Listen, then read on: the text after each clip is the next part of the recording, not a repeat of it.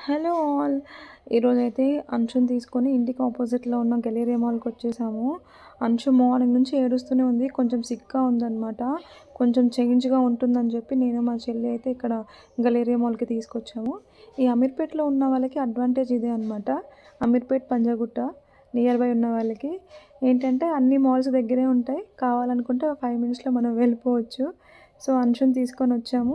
అంశుకి train అంటే చాలా ఇష్టం. ట్రైన్ ఎక్కుతావా అంటే, "ఆ" అనింది.